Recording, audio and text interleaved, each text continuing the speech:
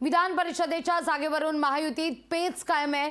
मुंबई पदवीधर आणि शिक्षक मतदारसंघावर भाजपने आता दावा केलेला आहे। नाशिक शिक्षक मतदारसंघ शिवसेनेला सोडण्याची भाजपची तयारी आहे। मुंबई शिक्षक मतदारसंघावरून आता भाजप आणि राष्ट्रवादीत पेच निर्माण होताना दिसतोय। या मुद्द्यावरून आता भाजप शिवसेना ही आमने सामने आलेली आहे। या सगळ्याविषयी अधिक माहिती घेण्याकरता थेट जाऊया आपल्या प्रतिनिधी ज्योत्स्ना गंगणे यांच्याकडे। ज्योत्स्ना, जी परिस्थिती आपण लोकसभा निवडणुकीत पाहिलेली होती, काही जागांवर तिढा हा सुटत नव्हता, तीच परिस्थिती विधान परिषदेच्या जागेवरून देखील पाहायला मिळते। आता मुंबई पदवीधर असू दे, शिक्षक मतदारसंघ असू दे, या दोनही जागांवर भाजपने आता दावा केलेला आहे।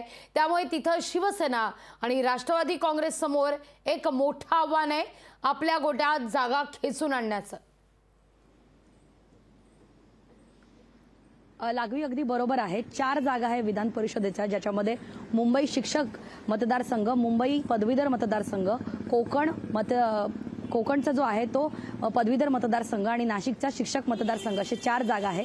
ज्याच्यामध्ये नाशिकच्या शिक्षक मतदारसंघासाठी जे आहे ते भाजप शिंदेच्या शिवसेनेसाठी जागा सोडण्याची शक्यता असल्याचं सुद्धा सूत्रांकडून मिळतंय। मात्र आपण बघतोय की भाजप जे आहे त्यांचा परंपरागत असलेला कोकण मतदारसंघ, जो पदवीधर मतदारसंघ आहे, तिथे निरंजन डावखरे ज्यांनी 2 वेळा तिथून आमदारकी घेतलेली आहे, त्यांनी त्या कोकण मतदारसंघाचा जो आहे तिथे दावा केलेला आहे। तर तिसरीकडे आपण बघतोय की मुंबई शिक्षक मतदारसंघ आणि मुंबई पदवीधर मतदारसंघापैकी मुंबई शिक्षक जे मतदारसंघ आहे त्याच्यासाठी अजित पवारच्या राष्ट्रवादी जे आहेत त्यांनी दावा केलेला आहे।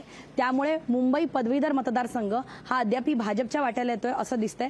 मात्र यापूर्वीच महायुतीचाच एक भाग असलेले मनसे जे आहेत त्यांनी सुद्धा अभिजित पानसे यांना कोकण जे आहे त्याच्या पदवीधर मतदारसंघातून उमेदवार घोषित केलेला आहे। त्यामुळे महायुतीचा विधान परिषदेच्या या 4 जागांवरचा जो तिढा आहे तो अद्याप सुटत नाहीये। जर 3 महत्त्वाचे नेते जर बघितले महायुतीचे महाराष्ट्रातले, तर एका बाजूला मनसेने तर त्यांचा उमेदवार कोकण पदवीधर मतदारसंघातून दिलेलाच आहे। मात्र मुख्यमंत्री एकनाथ शिंदे जे आहेत त्यांनी सुद्धा अभिजित पानसे यांना पाठिंबा दिला होता, कारण अभिजित पानसे यांनी मुख्यमंत्र्यांची भेट घेतली होती।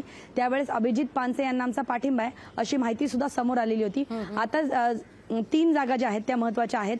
जर आपण कोकण पदवीधर मतदारसंघ जर सोडला तर 3 महत्त्वाच्या जागा, त्या म्हणजे नाशिक शिक्षक मतदारसंघ जे शिंदेसाठी सोडण्यात येणार आहे असं म्हटलं जात आहे। मात्र 2 ज्या जागा आहेत, एक म्हणजे मुंबई शिक्षक मतदारसंघ आणि मुंबई पदवीधर मतदारसंघ, या 2 साठी भाजपने त्यांचा दावा सोडलेला नाहीये।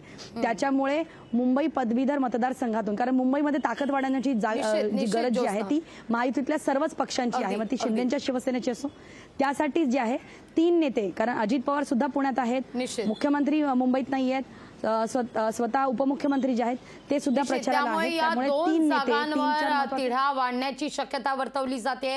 या 2ही जागांवर अर्थात विचार मंथन होईल अशी देखील एक शक्यता वर्तवली गेलेली आहे। तुर्तास धन्यवाद ज्योत्स्ना या सगळ्या माहिती संदर्भात। लोकशाही मराठी ऐका, पहा, जागरूक रहा।